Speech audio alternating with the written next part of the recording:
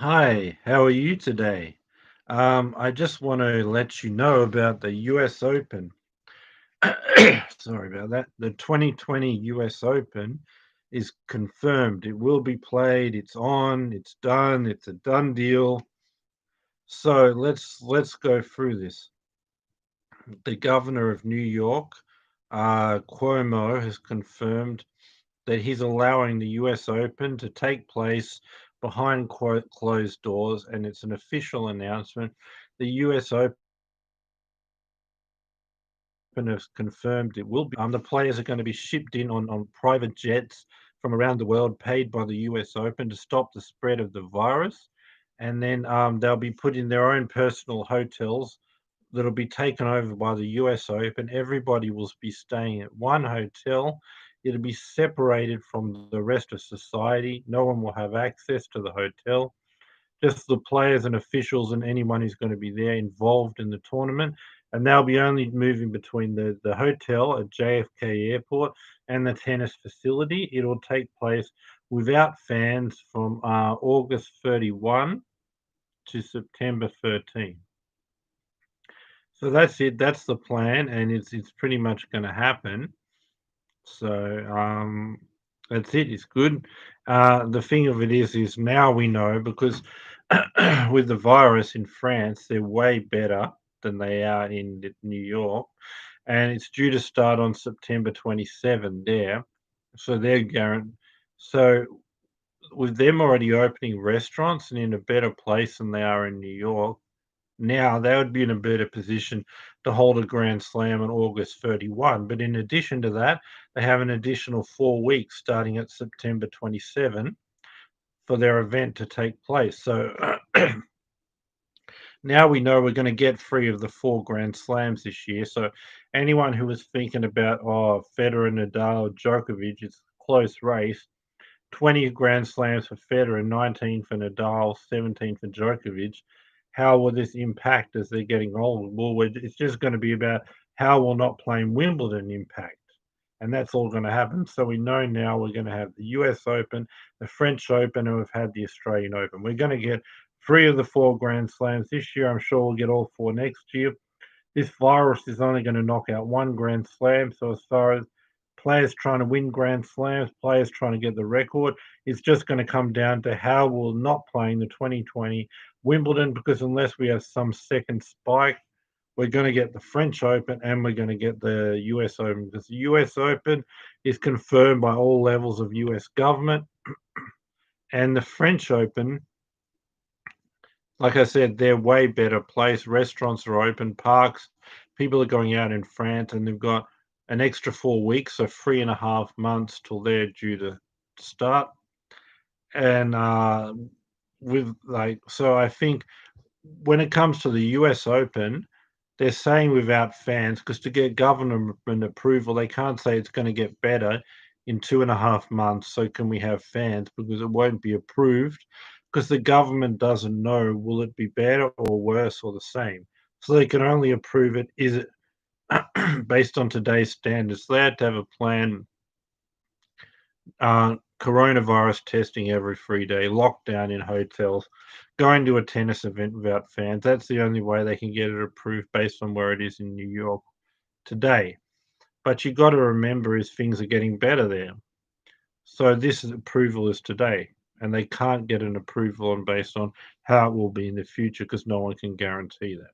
So if things don't get any better, and it is like this in the 31st of August, and yes, it'll be played exactly per plan, no fans. But if things do get better and things do change, then the government is allowing fans at sporting events, then they can change it and even sell tickets at the last minute. But right now they can't do that. Right now they can only get it approved based on the fact that of how things are today, which don't allow fans. But my feeling it will get better, and there will be fans. Not, I don't think it'll be full, but you could see a situation where one in every three seats are taken, or 25% capacity, or something like that. I think that's what will happen. But even if it doesn't get better, we're guaranteed the worst case scenario, we get it without fans, and it's going to be somewhere between 20 to 50% full. possibly if it continues getting better. So that's the situation for the French Open. They could get it full because, like I said, people are back in restaurants, parks, and it's getting better. Looks like they're beating the virus in France. So because of that, France, they could get a full stadium, but more likely they'll get something like half full, quarter full, with a small chance of a full stadium.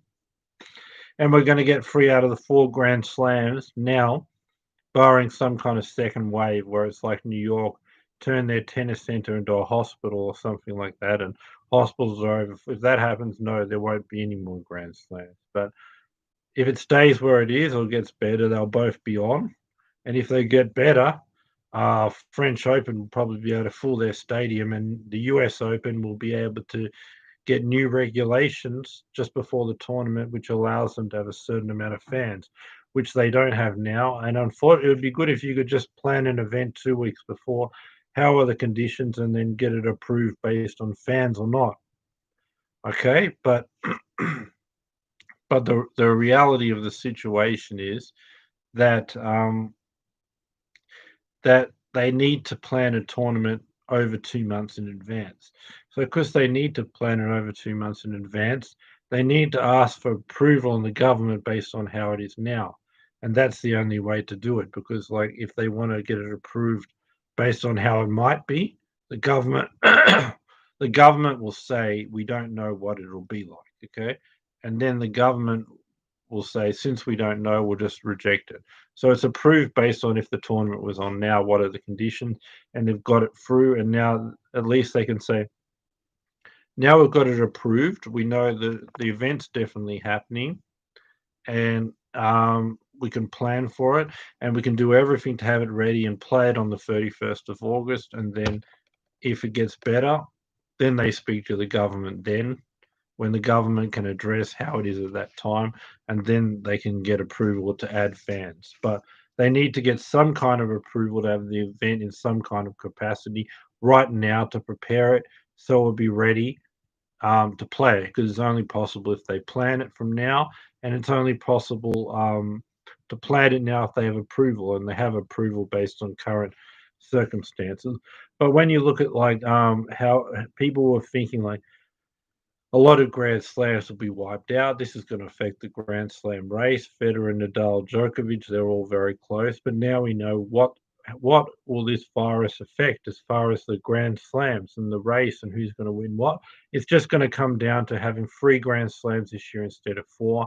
And it's just going to come down to how did not having the 2020 Wimbledon affect things while everything else is taking place. And 3 Grand Slams. So obviously, if you're Federer, Wimbledon's your best Grand Slam, so just missing one is a problem. If you're Djokovic, you've won it 2 years in a row. You haven't won the French Open or the US Open, which are scheduled to happen, so you would rather Wimbledon. If you're Nadal, you haven't won Wimbledon for 10 years.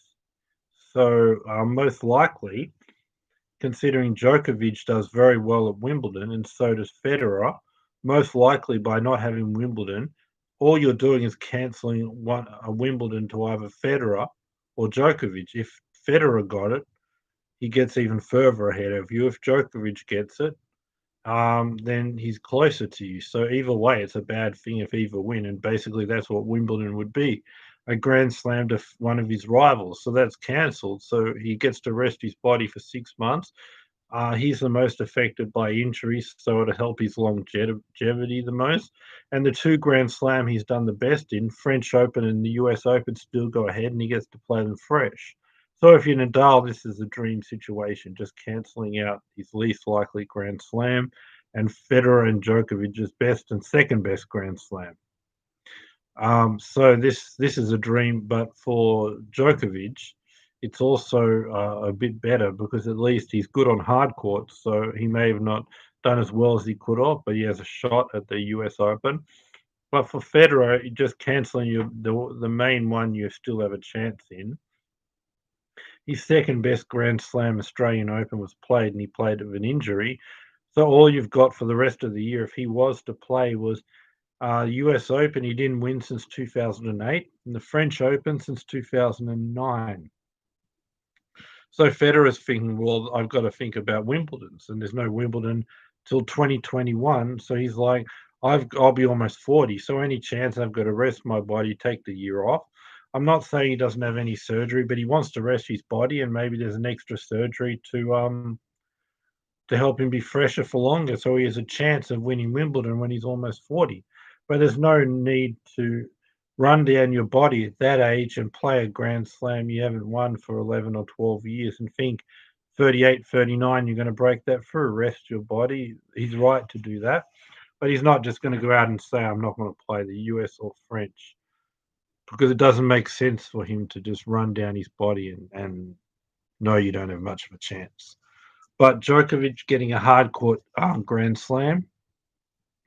Nadal winning the two of the last three US Opens and winning 12 French Opens. So to have those two coming off a break every year, if you look at him, he won 2010, had a lot of injuries the year before, 2013 injuries the year before, 2017, 19, all those he had lots of months off the year before. So he comes back fresher and healthier and does well. And then to come back with his best two Grand Slams is good for him. But so in the history books, as far as like how this COVID-19 affects the race, it's just the loss. It's just basically a question is how did not playing Wimbledon 2020, the loss of one solitary Grand Slam, which is not huge, but like I said, it affects Federer the most and Djokovic the second most. And for Nadal, it could be a good thing because you're just taking a slam away from one of his rivals. But it is one Grand Slam. It's not a whole year lost. It's not three Grand Slams. Um, so yeah, that's the reality. But the good thing is, a lot of walks of life have been affected hugely by not playing this year and not and sports and every walk of life. But it's a great result for tennis to say that three of the four Grand Slam at 75% will be played this year. And I think it's lucky that they get the Australian Open in January before any of this happened. So we already had one out of the way, and then anything more you could add to it.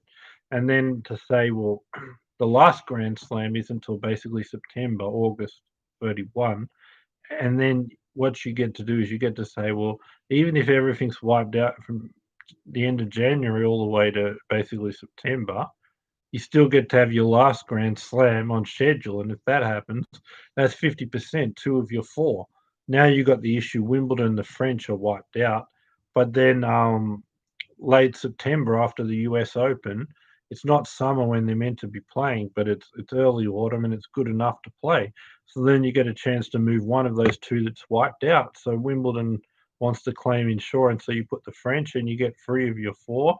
And the three Grand Slams in the middle of the year in the summer, you get to put two of them in September and cancel one and then have one in January before the problem starts. And then hopefully by 2020 we'll get four. So it's a good result to have four Grand Slams probably next year, last year, and then three this year. So I think that's good. People should be excited about it.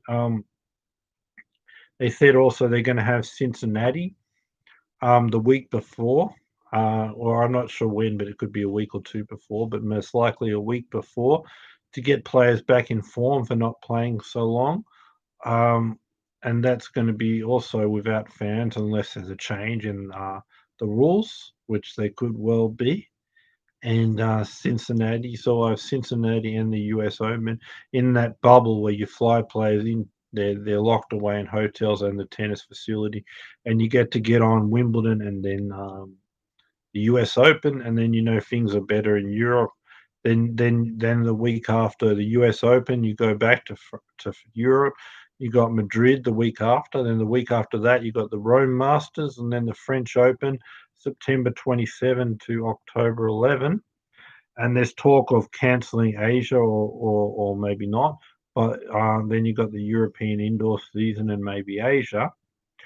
So we could get 6 of our 9 Masters 1,000 and looking like 3 of the 4 Grand Slams.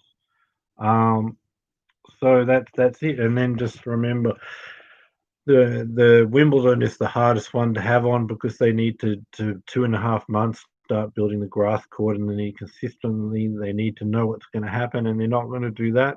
If they have insurance, then they can just cancel and get it all. So that's all we've lost.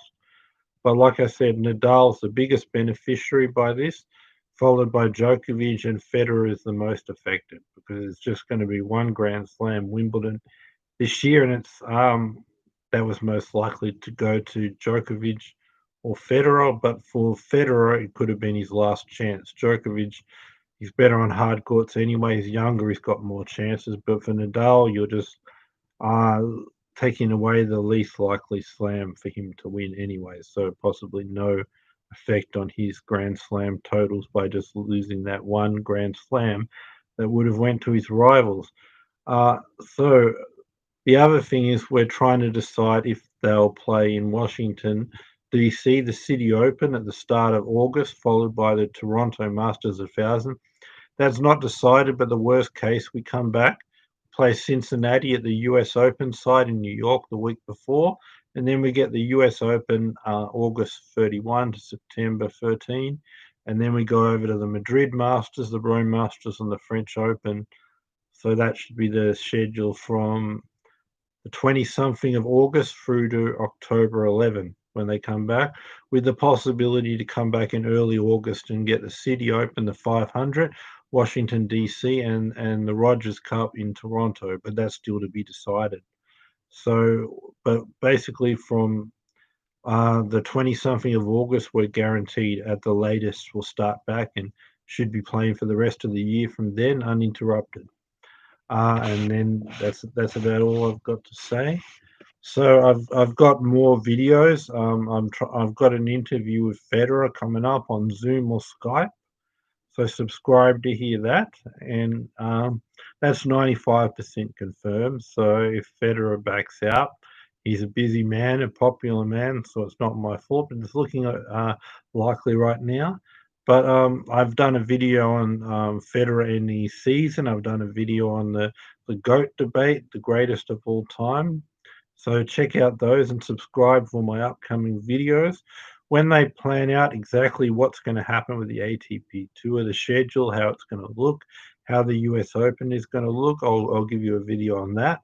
But right now, I just want to let you know that we're guaranteed to have Cincinnati held at the US Open site, followed by the US Open. We're guaranteed to have tennis back from around the 20-something of August at the latest, possibly earlier if we get DC and Toronto going. So have a great day or night. Subscribe, give me the thumbs up, like the video, hit the bell notification, and I'll speak to you later. Bye for now.